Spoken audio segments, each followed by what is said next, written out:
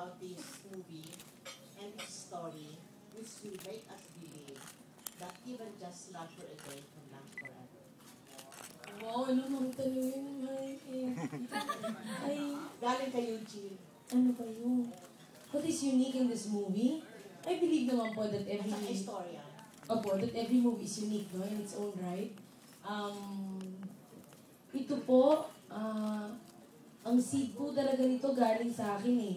Tama ba ako? O, yun naman.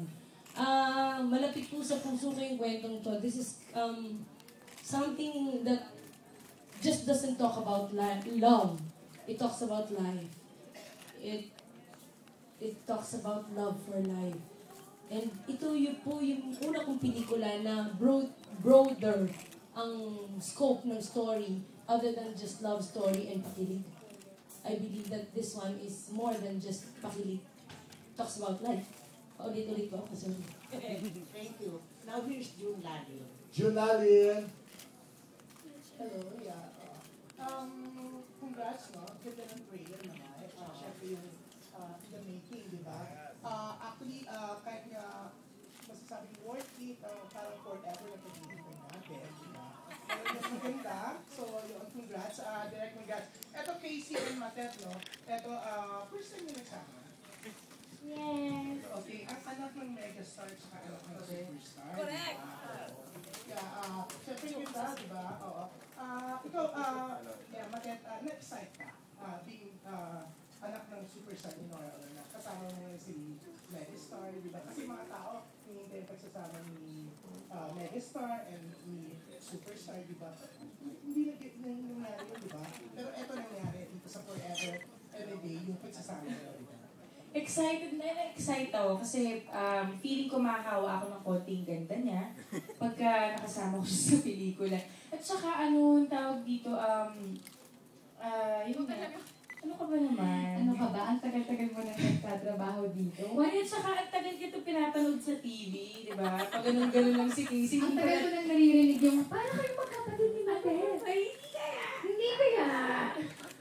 Excited at saka yun, ang saya. Naalala mo ito eh, tignan mo. Ito kalog to eh. See? Magkasundo. Naalala mo yung banding natin? Saan yun? Marami Ano yun. yan?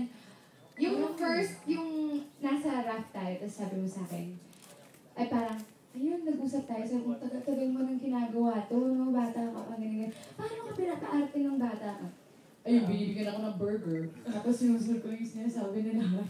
May mga ganung moments kami. Like, enjoy talaga kami working together. Tips ko yan. Correct.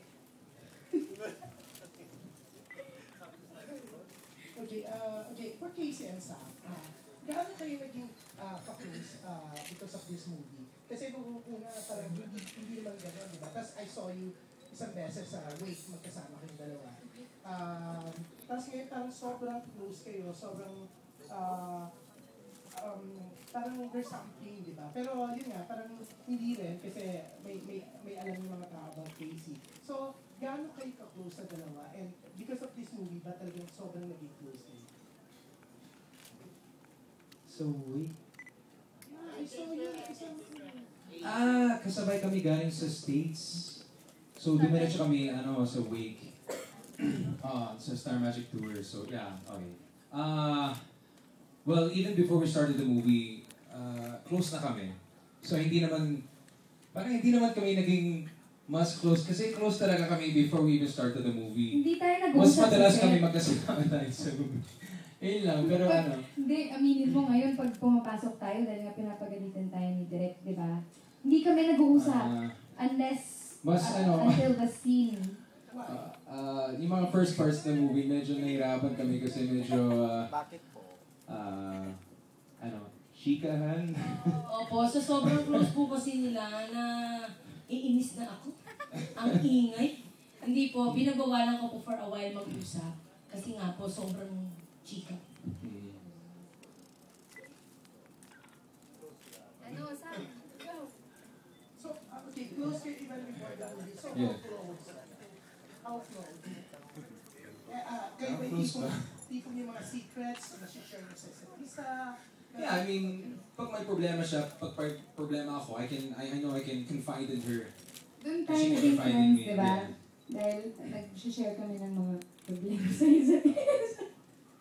Yun, ano lang, nakakatuwa lang kasi po talagang parang pareho po kami ng kultura or pareho kami ng hilig. Parang Inglesera.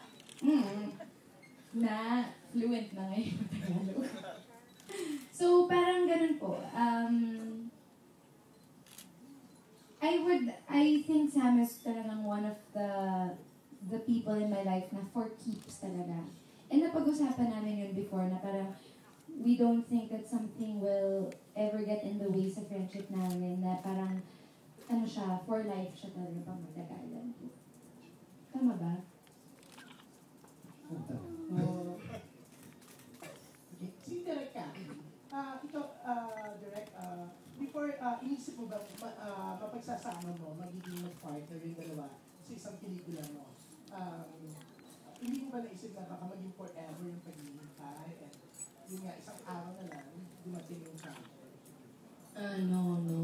Hindi ko po talaga inisip na ito magsasama ever. I was supposed to do a project with Casey with another leading man and then Sam with another leading lady. Nagulat ako na sila na yung partner. So, nung pinatawag po ako, nalaman kong sila, I had to meet with them. And then I saw the kind of friendship that they had. Makulit po talaga yung dalawa yan. And I said, pwede po. Thank you, June. Manay, gusto natin i-announce at live po tayo sa chat at napapanood tayo sa buong mundo ngayon. Just log on to chat.abs-cbn.com, okay? Napapanood tayo, Manay. Robert, before we go on to another visitors to ask a question, gusto kong tanungin the writer, si Melissa, what really inspired you to do this story, to write this story? Ano ba ito true to life experience mo? Actually po, na-inspire po talaga ako sa kanya because it allowed me to also reflect on my life na I began to question the things that I value, the things that I fight for every day. And it's good na nung habang pong sinusulat namin ng creatives yung kwento, parang nakikita po namin yung mga dapat pahalagahan. And I think it's a good practice for everyone na once in a while we get to pause and we actually think about the life and how we're living it. Yun po. Thank you. Okay, we have a question from Tita Aster Amoyo. Tita Aster. Kasi in any press code will be complete without a question from Miss Aster. Oh, simanay talaga. Mapipilitan talaga. Anyway, Manay, this is an honest talaga observation, of course, for Casey and at saka si Sam, of course, direct. Napaka-impressive ng trailer. And ngayon pa lang, congratulations. Nangangamoy box office hit na naman to.